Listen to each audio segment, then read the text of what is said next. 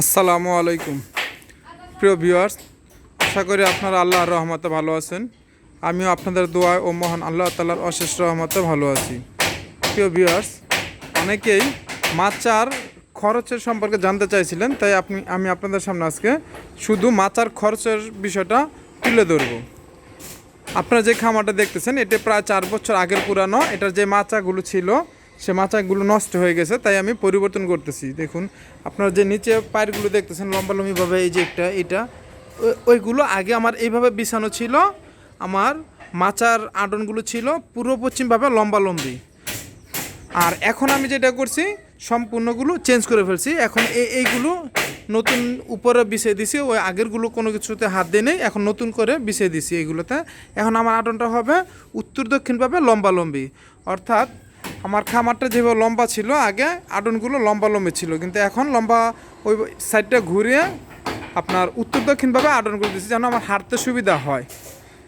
প্রিয় ভিউয়ার্স, আসুন আমরা একটু আডনের গ্যাপগুলো দেখে নিই।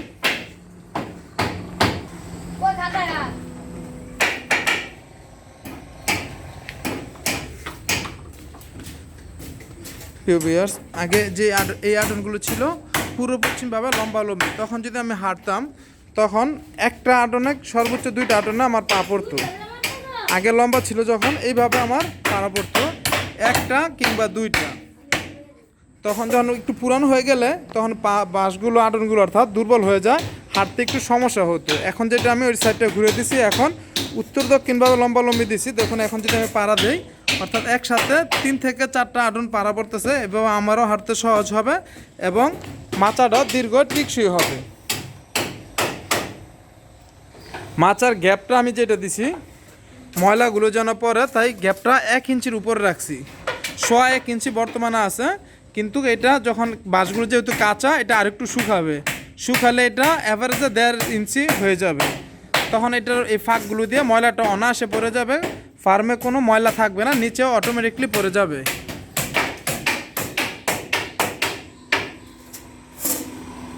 ফাঁকটা আমরা একটা আডনের মাধ্যমে, অর্থাৎ যে আডনটা কাজ করতেছে দেখুন, উনি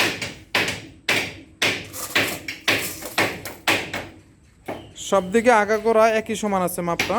আমরা মাপটা একটা আটনের মধ্যে নিয়ে নিছি, সেটা দিয়ে সব দিক দিয়ে নিয়ন্ত্রণ করি। যে আটনটা দেখতেছেন এটা মাপ রেখে নিছি 1.5 ইঞ্চি।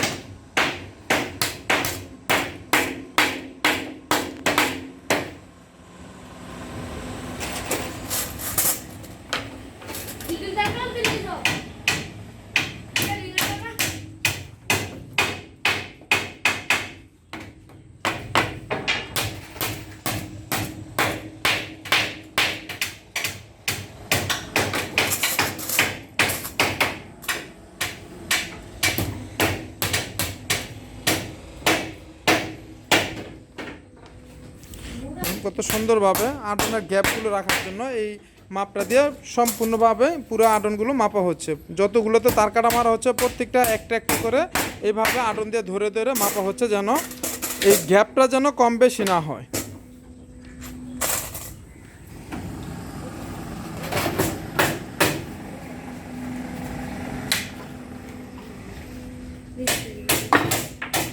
এখন উনিও সেম একইভাবে ওই আডনটা মেপে নিছে, তারপর একটা একটা করে তার কাটা মারা হচ্ছে।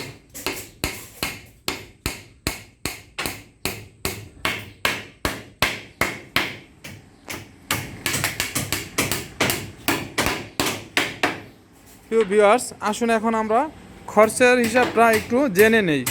অনেকে যে খরচটা জানতে চাইছেন সেই খরচটা আমরা একটু জেনে নেই। আমার খামারটা হচ্ছে গিয়ে 60 ফিট লম্বা এবং পাশে হচ্ছে গিয়ে 20 ফিট, অর্থাৎ 1200 স্কোয়ার ফিট। আমার 1200 স্কোয়ার ফিট অর্থাৎ 60 ফিট লম্বায়। আমি আগেও বলেছিলাম যে একটা বাঁশ ফাড়লে 4টা আডন হয়। দেখুন, একটা বাঁশ থেকে 4টা আডন হয়। এইখানে 3টা দেখতেছেন, এরকম একটা বাঁশ ফাড়লে 4টা আডন হয়। 4টা দিয়ে 1 ফুট হয়ে যায়। প্রিয় ভিউয়ার্স, একটা বাঁশ কাটলে 4টা আডন হয়, এবং 4টা আডন যদি আমি গ্যাপ দিয়ে রাখাই, দেখুন এখানে 1টা 2টা 3টা 4টা, যেইখানে 12 ইঞ্চি অর্থাৎ 1 ফিট যেইখানে মাপবো সেইখানে আমার 4টা আডনে 1 ফিট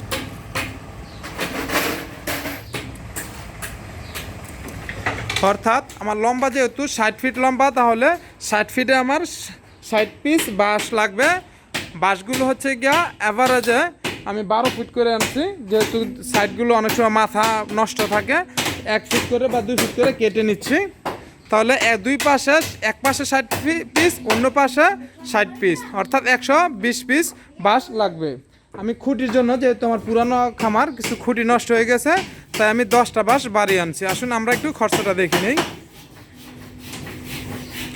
বাঁশ আনছি 130 পিস, এভারেজে 120 টাকা, যেহেতু আমি আগা গোড়া মিলায় নিয়ে আসছি। গোড়াগুলোর দাম হচ্ছে গিয়ে 150 টাকা এবং রানির সাউর দামটা একটু কম, তাই বাঁশের দাম এভারেজে 120 টাকা। 130 পিসের দাম হচ্ছে গিয়ে 15,600 টাকা। কাঠ আনছি মোট 32 কেবি। যে লম্বা লম্বি পাইরগুলো দেখছেন, এইখানে হচ্ছে গিয়া 10 পিস আনছি লম্বালম্বিভাবে, আর এমনি হচ্ছে 60 পিস, 60 ফিট 10 পিস, অর্থাৎ এইভাবে আমি যদি 3-2 কাঠগুলা, এগুলা হচ্ছে গিয়ে 25 কেবি। আর আমি যেহেতু এই দিক দিয়ে দরজা দিয়ে যাতায়াত করব, এই খামার থেকে পাশের খামারে যাব, তাই কিছু কাঠ টানছি অল্প কিছু, সব মিলে আমার 32 কেবি আসছে। 32 কেবি কাঠের দাম হচ্ছে গিয়ে 350 টাকা করে চাম্বুল কাঠ।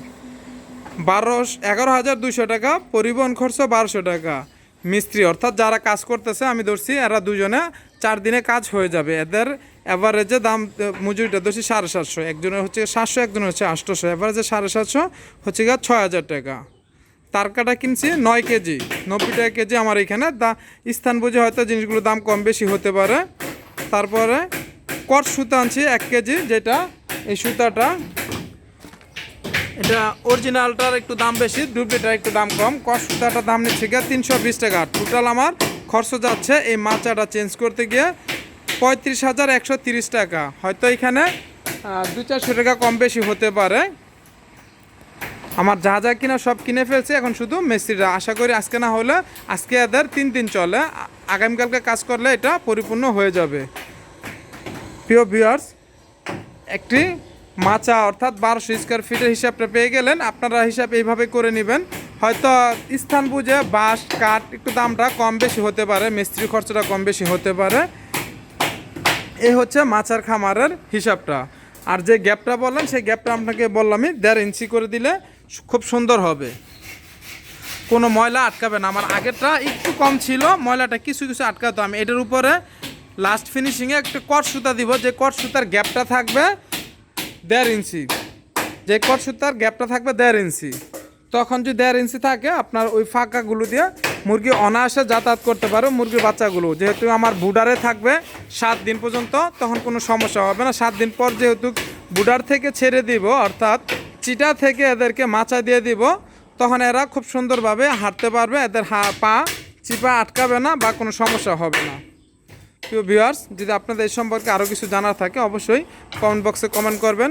অন্য কোনো বিষয় যদি আপনাদের জানা থাকে, তাও আমাকে জানাবেন। আমি ইনশাল্লাহ সেই বিষয় নিয়ে আপনাদের সামনে ভিডিও তুলে ধরার চেষ্টা করব। আজ এ পর্যন্তই। ভালো থাকুন, সুস্থ থাকুন। আসসালামু আলাইকুম।